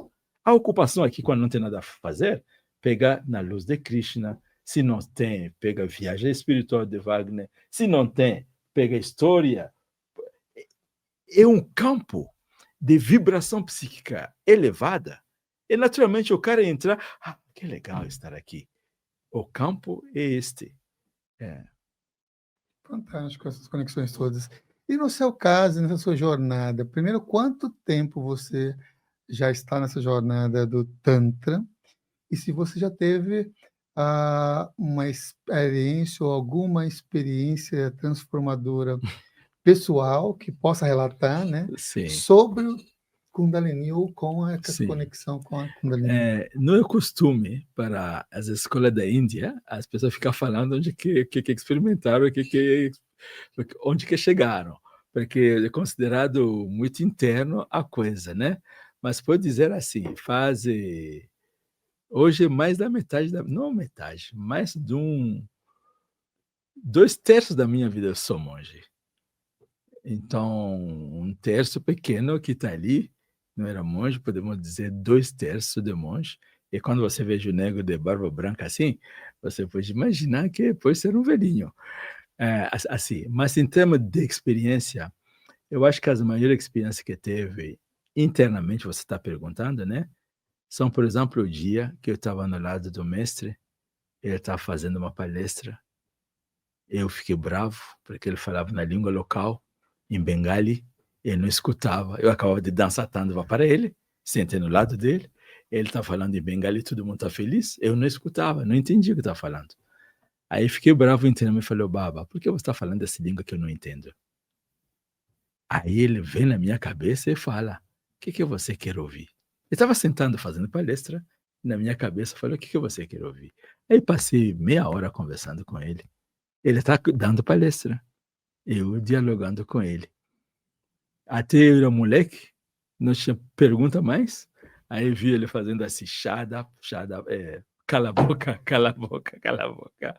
Aí ele falou com voz alta agora. Aí eu entendi que eu tinha que parar essa coisa. Então isso foi muito bacana. As outras experiências foi assim bem grande, foi no centro de treinamento, onde estamos estudando e meditando. A discussão era sobre essas aulas de Krishna. Krishna, começo do Tantra, qual é a filosofia dele, qual foi a prática dele, como que ele era. Era muitos estudantes, nós discutíamos, então era muito estudo, discussões filosóficas e depois um monte de quilos da meditação. Por uma semana inteira, minha cabeça estava num lugar, assim, um lugar muito bonito. E eu acho que isso foi graça de Deus. A última coisa que eu posso contar, inclusive que algumas pessoas da minha organização podem não estar sabendo, né? Eu estava num processo, a organização de Tantra, sempre o governo da Índia quer quebrar, né? Porque dá muita força, né? E aí eu me envolvi num processo de tentar organizar as coisas. Sem muita alarde, já vou contar a história, né? Que aí estou sentado com um grupo de monges do meu campo, os monges com quem estávamos querendo mudar alguma coisa, e lá estavam os velhos tântricos sentados, muito vigorosos, muito fortes. Complicado o negócio. Você vir falar ética e conduta com pessoas que te ensinaram os básicos da ética e conduta. Então, do meu lado tinha um monge, não vou falar o nome dele porque ele está nesse setor agora, mas um monge que eu amo muito. Ele começou a falar de um jeito muito respeituoso. Só que esse jeito muito respeituoso colocava nós nessa posição de pequeno e dos grandes lá na frente. O meu dentro não gostou disso. Aí eu toquei a mão, a passadeira, né? Falei assim, deixa me falar. Aí que aconteceu um negócio que eu nunca ouvi falar, inclusive nos livros da espiritualidade. Não sei o que foi, mas parece uma pipa de energia pegou a minha cabeça assim, como se fosse tuco. Aqui, ó.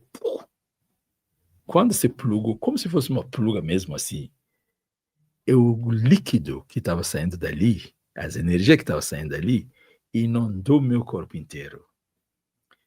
Cada célula do meu corpo ganhou vida, vibrando uma doçura, era demais, era demais. Mas meus olhos mudaram, cara. Minha compreensão mudou, tudo mudou. Aí falei, nunca consegui falar com tanta calma, tanta força e tanta eficiência na minha vida, que eu sentia as energias saindo, sabe? Coisa assim. E no final foi a última fala. E os caras falaram, sim, tem esse problema, nos aconselhou o que podemos fazer. Isso me diz, na época, que Deus, quando Ele quiser, pode utilizar qualquer um. Agora, aquelas pessoas que se colocam à disposição do bem-estar universal, que cuida da sua ética, não procurando vão ser centros, em breve, de emanação de energia e consciência cósmica que eles mesmos ignoram. Quando isso vai acontecer, vão entender, vão saber que estão ali, coisas estão acontecendo, mas não são eles que está acontecendo. Está emanando no cosmos inteiro. Essa é uma outra razão para a qual nós trabalhamos tanto, nós, estou dizendo, os espiritualistas do planeta Terra, estão trabalhando tanto para emancipar o maior número de pessoas. Porque o dia que o planeta vai ter que fazer a virada, essa gente vão ser pontes dessas energias sublimas do cosmos. Não foi por minha prática espiritual. Foi a graça. Eu era o mais novo entre todo mundo lá. Eu sendo o mais novo entre todo mundo lá, foi eu que o mestre usou para fazer. Até hoje as pessoas que estavam naquela coisa, estou falando em português, graças a Deus não vão saber, mas alguns daqui vão saber, eu não vou escutar.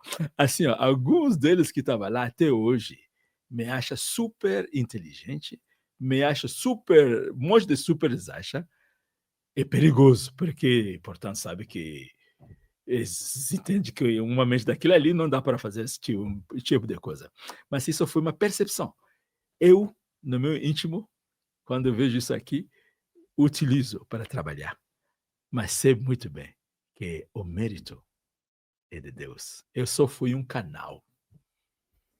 Nessa perspectiva vibracional, nessa Sim. perspectiva de energia, de manter um padrão de frequência elevado, Qual tipo de prática que você realiza com você mesmo para manter essa economia e se tornar um bom canal? Sim, E que práticas que você recomendaria às pessoas que não têm uma iniciação específica no Tantra, que poderia fazê-la para manter uma frequência sim, elevada nesse mundo que a gente vive, de sim, transição, como foi sim, citado, sim, mas que é muito fácil a gente sim, cair e ir sim, para as sim. sombras. Vamos começar considerando a sociedade inteira, porque a nossa prática espiritual não é para nós sermos especiais, mas para reconhecer um e o outro como um. Então, para as pessoas, por exemplo, que nem acreditam em Deus, existem pessoas, pelo ensinamento errado da espiritualidade ou das religiões, né? Algumas pessoas se revoltaram. Então, uma prática que eu posso falar, ética. Não faça a outro aquilo que não quer que seja feito contigo. E faça o esforço de estudo, de entender o que é aquilo que você pode fazer contigo mesmo, que não vai ir contra seus interesses físico, emocional, intelectual e de expansão psíquica. Então, esses gente, eu acho que vão se beneficiar com isso. Agora, os que já estão nessa linha da espiritualidade, eu posso dizer que a grande maioria não estão começando agora. Todos nós que chegamos nesse planeta Terra, nesse tempo da transição planetária, e que falamos de karma, de reencarnação, de meditação, de autoconhecimento, são caminhantes muito antigos na sua caminhada evolutiva. Então, para essas pessoas, além da ética, procura sentir Deus no seu coração.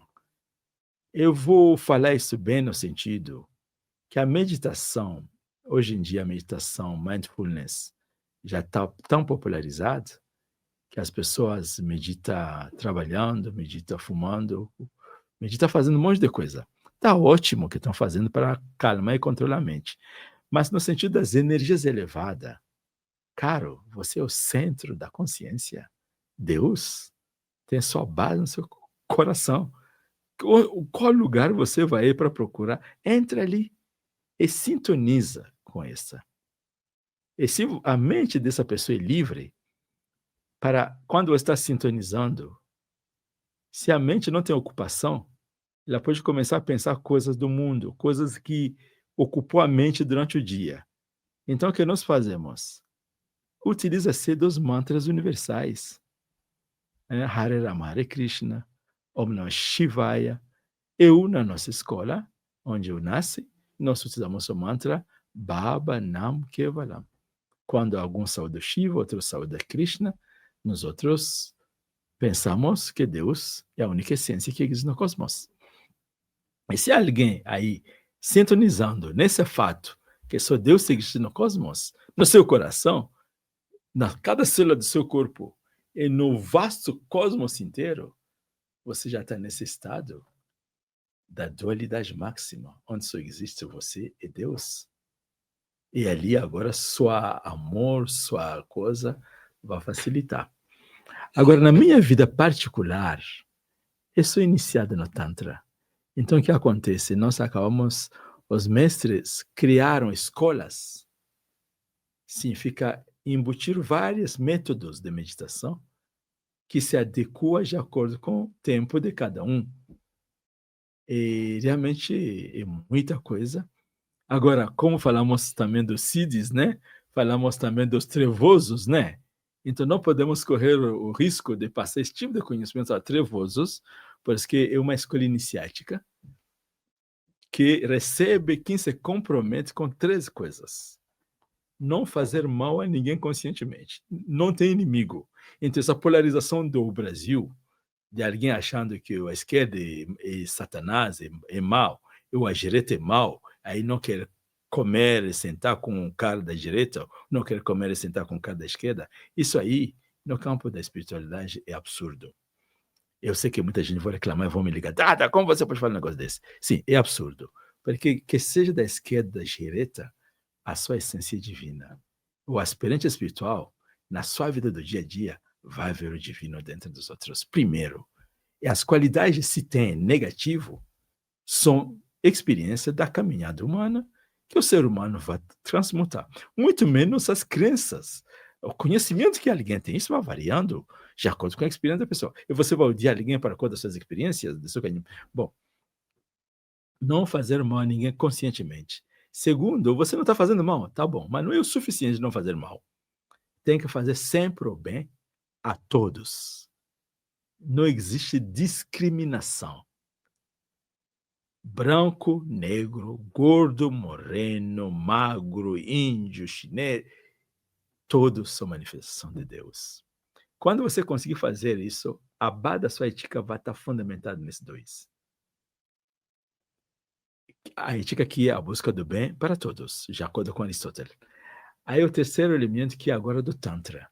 O que você aprende no sentar individual, o que estamos fazendo aqui agora? Estamos falando de Tantra.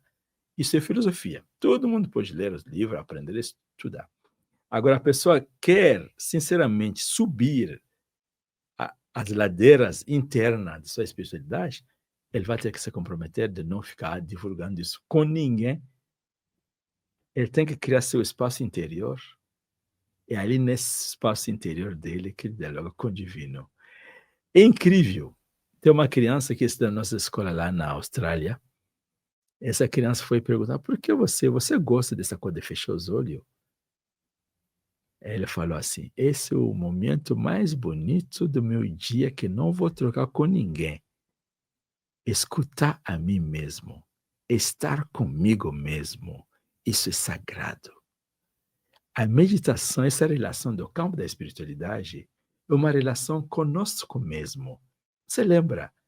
Pequeno eu, o eu que está agitado, correndo para cá, para lá, o eu eterno, que nunca morre, que é ontem, que é amanhã, que é alfa e ômega, que é a consciência que você é. Esse tempo que você fica com ela, toda a sua estrutura fica reverberada pelo isso.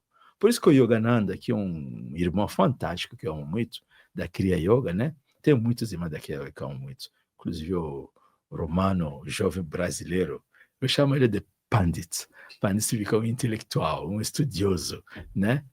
O Yogananda fala, marca seu encontro com Deus.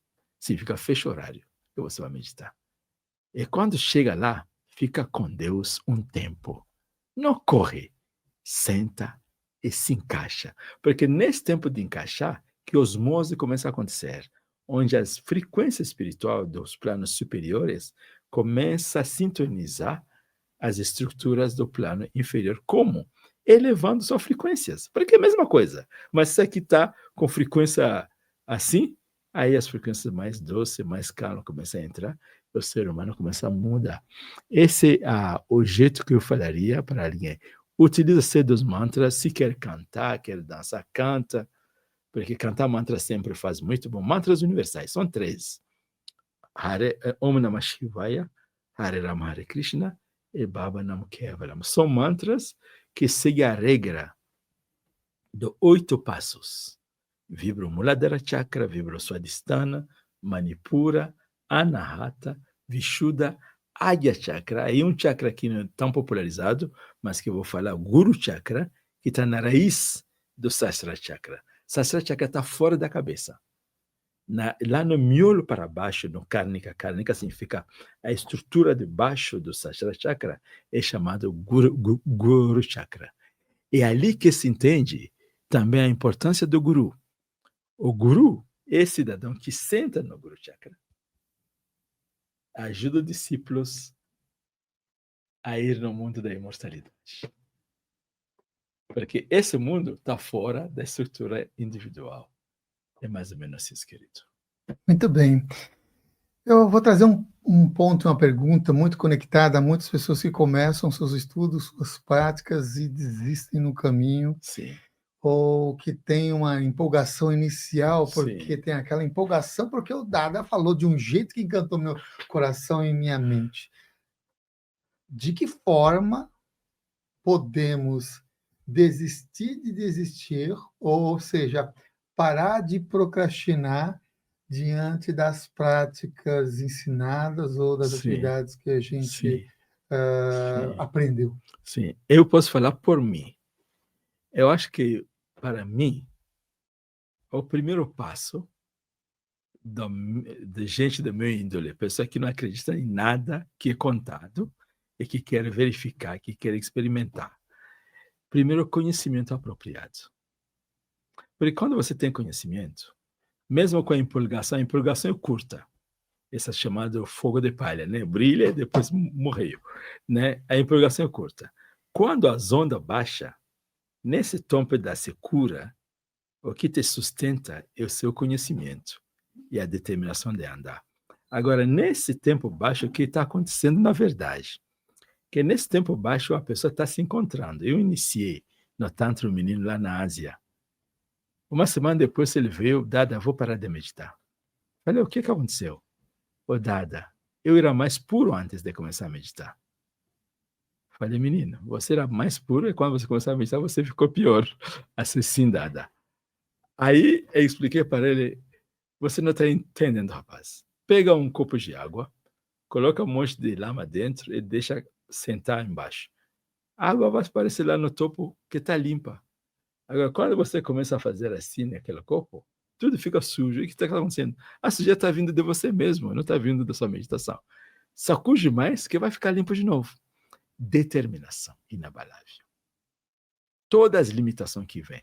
E não deixa a mente brincar, porque você está fazendo o processo ascendente e as forças descendentes vão estar agindo acima de você. E vão utilizar qualquer oportunidade para baixar.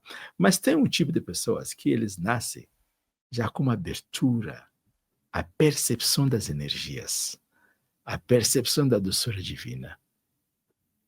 Eles também precisam de conhecimento, porque quando são muito abertos, também trocam rapidamente de sentimento de muita alegria e infelicidade grande. Então, quando eles têm conhecimento apropriado e uma base ética forte, essa sua percepção acelera ainda mais sua caminhada. Mas, conclusivamente, agora vou finalizar, que no meu ponto de vista, conhecimento apropriado é o primeiro passo. Autoconhecimento, conhecimento, aí adentrando a prática espiritual, sabendo onde que você vai, e por que você vai, e como que você vai, você fica na estrada. Se abandona antes de chegar, você abandona antes de chegar, mas vai até o final, né? Cara, você faz uma palestra de 1000 pessoas, o mestre não conta isso. Se 5 pessoas vêm aprender, é um sucesso. E se entre os 5, um conseguir meditar, e continuar meditando, foi maravilhoso. Um belo dia, só uma última história só para essa questão. Um belo dia, veio um menino. Era pequenininho esse menino. Muito empolgado com a espiritualidade. Ele chegava, animava, foi encontrar Baba, estava feliz da vida. Depois de um tempo, desapareceu. Aí os monges foram para Baba e disseram, Baba, aquele menino, você lembra, ele estava muito empolgado com a espiritualidade, ele desapareceu. O que aconteceu? Qual menino você está falando? O menino tal. Ah, aquele menino. Ah, aquele menino, no tempo de Shiva, ele foi iniciado no Tantra, ele ficou um dia só. No tempo de Krishna, ele ficou 7 dias. Agora ele ficou 3 meses. Ele está evoluindo. Ele está evoluindo. Então o negócio é assim. É muito você que decide até onde você vai. O povo tem que entender. O caminho espiritual não é esse caminho de ficar pedindo coisa que alguém vai fazer. É você que se engaja, você que está indo pelo seu engajamento, pelo seu esforço, pelo seu merecimento, como Jesus diz, quem faz um passo em direção a mim, eu farei 7 em direção a eles. O universo inteiro vai estar te assessorando tudo. Mas você que tem que ser claro onde que eu vou, por que eu vou, como que eu vou. Se não tem essa clareza, a chance é grande de cair fora. Um dos pontos que pega bastante em termos de ficar bravo, de preocupações, principalmente nas grandes metrópoles, acho que é mundial essa perspectiva, é o lidar com a bendita multiplicação dos boletos. Que é essas questões da matéria, de sobrevivência do corpo físico, o dinheiro em si. Espiritualidade e prosperidade, elas podem caminhar juntas? O que eu entendo da espiritualidade é a grande prosperidade que existe. Que a ilusão de achar que mais eu acumulo dinheiro, sou próspero, é uma ilusão muito grande, porque eu conheço bilionários e milionários miseráveis. Eu conheço gente pobres, com tanto amor no coração, Eu aprendi no centro de treinamento, cara. Lá, antes de você graduar como monge, você faz o que chamamos SPT, Sadhana Training Pit. Um lugar onde vai treinar sua prática intensiva. Você, como um dia só, você vai mendigar primeiro para ter a comida. Só pode pegar o que cabe na sua mão, assim. Você não pode colocar na bolsa, esse tipo de coisa. O que cabeu aqui, você leva. Você tem que andar de pé, sem sapato, para mendigar. Você usa uma roupa só, sem sabão, sem pasta de dente. Você quer limpar os dentes? Corta uma madeirinha e limpa com ele. Você está achando que está sujo? Pega a folha de nim, mastiga e tal. Uma vida bem frugal. Come uma vez ao dia. É você que cozinha, ninguém cozinha para você. Nós saímos, era lá nas Filipinas. Tem areia no chão e asfalto no chão. Tá batendo sol, cara. Você não acredita como que é. Você tem que experimentar coisa para saber como que é a vida real do povo. Andar lá sem sapato, naquela areia quente, é como se fosse colocando pé no fogo. Aí você pula da areia para o asfalto. Mesma coisa. Aí eu vi na nossa frente da nossa casa tinha um rico. Eu pensei assim, você não vai na feira, é muito longe, vai queimar o pé inteiro, os pés inteiros. Entra nessa casa do rico, ele vai te dar uma coisa, vai encher aqui rapidinho, você volta. Na primeira casa que eu fui, o cara é muito rico. Eu pedi, não pode falar pedindo o negociante, é um mantra. Hari Om Sat Sat. Você faz assim e você grita Hari Om Sat Sat. Ele faz assim. Aí eles entendem que você quer comida. Lá eles falam, aqui não tem nada, não temos nada aqui. Eu não acreditei, tinha tudo lá dentro. Saí. Aí vi uma loja. Arroz, feijão, banana, tudo tipo que você precisa para se alimentar. Lotada. O cara, aquele ali era rico, esse aqui era um pouco mais rico. Cheguei naquela loja, Hariam Satsat. Sabe o que me deram? Banana seco. Uma banana seca. Não tem estrutura. Aí fui na feirinha. Feirinha, cara, o que acontece lá? Encontrei mães muito pobres, tendo comida pouco a vender. E essas mulheres... Dada, vem cá, pega. Não. Eles brigavam para eu pegar. Essa gente experimentaram o sofrimento humano. Um negócio maravilhoso. Um negócio incrível isso. A mente humana tem que experimentar tudo. Mas onde o coração é amoroso, aí que Deus está. Prosperidade não é o que você tem, o que você é. E quando você é, você acaba atraindo tudo que você precisa. Mas no mundo material é uma luta. Deus não vai te dar de mão beijada. Mas veja, ele dá. Quando ele está feliz de alguma coisa ou quer avançar. No último dia, quando você ia cair, você encontra alguma coisa. Ele sempre providencia. Mas se você tem razão, que essa multiplicação de notas tira muita gente do caminho. Porque aí foca na multiplicação de nota e quando volta em casa, não tem mais energia nem para meditar, eles dormem. E de manhã cedo tem que acordar para ir bater o ponto, para voltar na luta. Aí eles entram nessa engrenagem extrovertido, que fica ruim. Por isso que o meu mestre criou um sistema muito mais fácil. Acorda entre 4 horas e 4 horas e meia, antes da vida começar. São Paulo, nisso serve mais, porque o povo acorda 3 horas. Mas, normalmente, que trabalha das 8 a 18, vamos dizer, se você acorda 4 e meia, você pode meditar. Toma banho, 4h45, 5 a 6, você pode meditar. Café da manhã até 6 e meia, esse aí para trabalhar. Esse é o normal, só que... E à noite, quando você volta, toma banho, e não faz sua meditação. E durante o dia, mantra o kirtan, e nada faz que vá contra os princípios éticos. Aí a sua vida inteira, apesar de ter pouco tempo, você está fazendo prática espiritual. Por quê? Porque, na verdade, as pessoas dissociaram muito a matéria da espiritualidade. Eles acham que quando estou arando uma terra, não estou... Não! Tu está praticando a espiritualidade. Tu está ali produzindo alimento, Deus está ali nessa produção para alimentar Deus. Tu está trabalhando no escritório, por exemplo. Qualquer escritório, tu é um ministro, pô, é uma responsabilidade muito grande de criar a condição apropriada pelos deuses que vivem no seu estado. Tu é um comerciante. Aí sim, comerciante, cuida com os produtos que você vai vender, seja produto. Então, não tem nada que é fora da espiritualidade e, portanto, qualquer instante da sua vida é um momento de sublimação. O Tantra tem práticas específicas para isso. Quando você está no mundo, como que você comporte, quais os mantras que você vai utilizar, e quando você está agora sozinho, como que você faça para manter essa coisa toda organizada. Como é que você pode associar, ou de que forma pode associar, já que falou do Baba Nan Kevalam, Sim.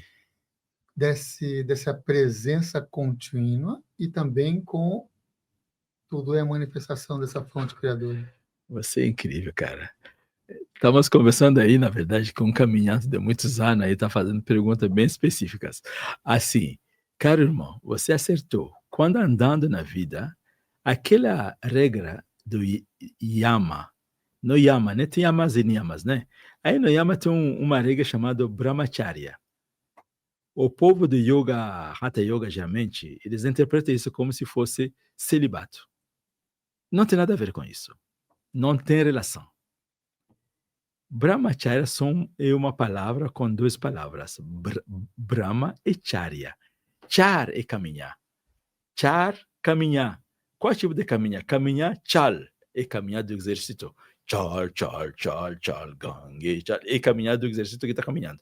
Char é a caminhada de vacas. Quando as vacas, cabras, ovelhas estão andando, eles têm sempre a sua boca nas gramas se alimentando.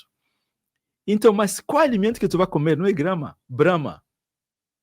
Então, quando está no mundo, sua inspiração e exalação do ar estará fluindo com a recitação mental de seu mantra.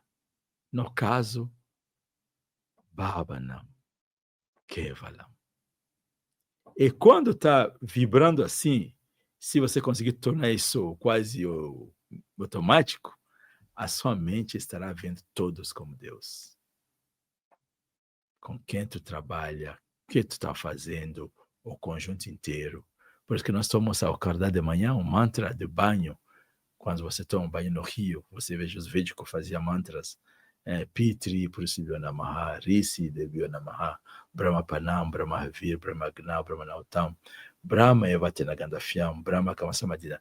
Com os olhos focados na luz. O corpo cheio de água é cura incrível.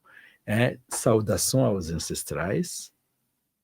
Ancestrais significa toda a hierarquia lá que te trouxe, que fez que tu existe hoje. Saudação a ele, agradecimento para eles. Saudações aos rishis, aos intelectuais. Hoje estamos aqui bebendo água num copo, estamos com microfone, estamos com luz, tem uma dona bonita do outro lado lá, organizando. É muita mordomia que nós temos. Tudo isso é trabalho dos intelectuais. Agradecemos para eles. Agora começa. Eu que estou oferecendo sou Brahma. Brahma significa Deus. Em nome de Deus. Aquilo que estou oferecendo é Brahma.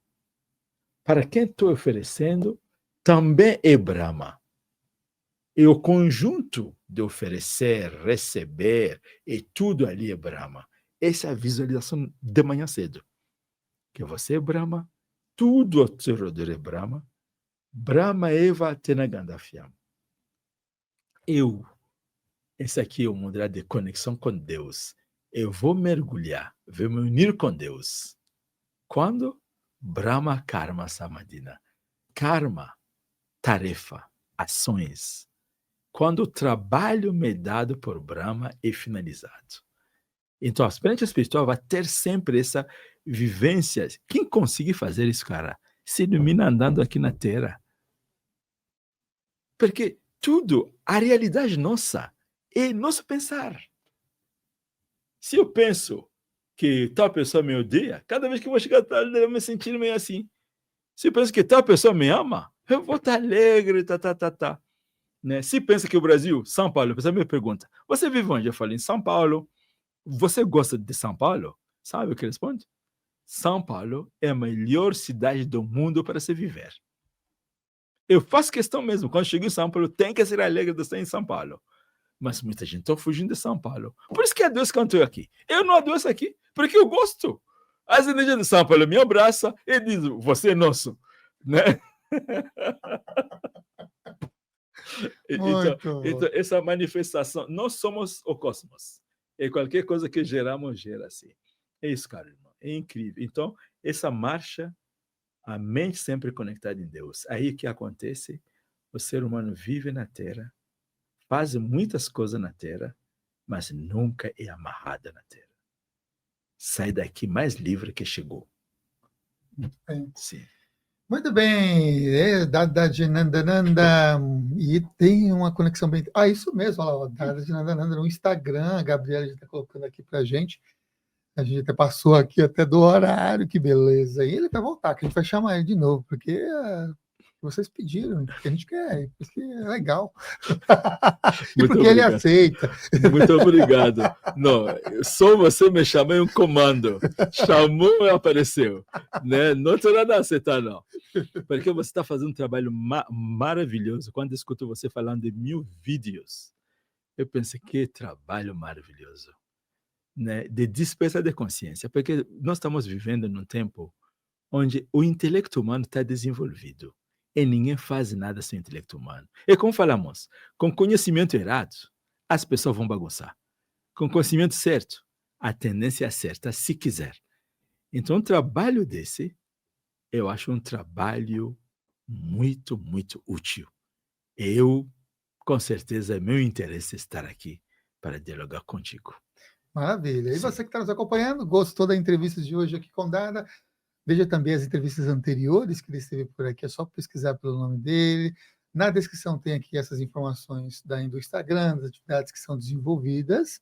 E quero convidar você também para se inscrever lá no Clube Consciência do WhatsApp, que é onde a gente manda os avisos das estreias, que esse é o programa gravado. A gente está feito agora em um formato de estreias, você recebe com antecedência qual é a programação da semana, qual é o tema, quais as reflexões, os portais de entendimento que cada uma pessoa traz, né? Meu papel aqui é curador. Como assim? Eu faço a curadoria. Cada pessoa vem aqui e vem transmitir através da fala e da presença sua obra de arte, que é a própria vida vivida, suas experiências, a seu despertar, suas reflexões, sua filosofia. Então, que vocês então possam sintonizar lá e também receber aí com antecedência essas nossa curadoria aqui do Consciência Próspera. Super agradeço, mais uma vez agradecendo aqui ao Dada, pedir para ele deixar então a mensagem de encerramento, antes de subir aqui a nossa vinheta. Então, gente, a minha mensagem são duas. A primeira é agradecer a Samuel, porque o Samuel é um cidadão que também tem uma escola. Ele trabalha com xamanismo, tem cursos. E, apesar disso, quando ele tem um cidadão como eu, ele mostra tanto interesse, tanto carinho, tanta espiritualidade. Isso me inspira muito, meu irmão. É uma coisa assim que queria muito que todos caminhando de vários caminhos desenvolvesse essa irmandade universal que você tem.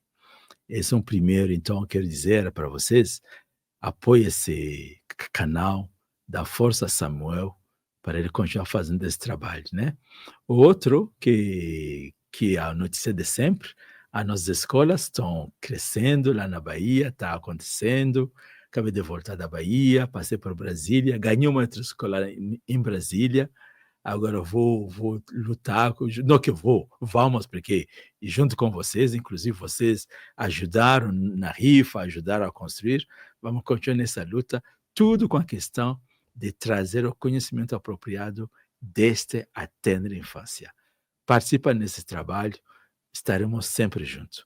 Muito, muito agradecido, caro irmão, por essa oportunidade. É um prazer sempre estar aqui. Muita luz, querido.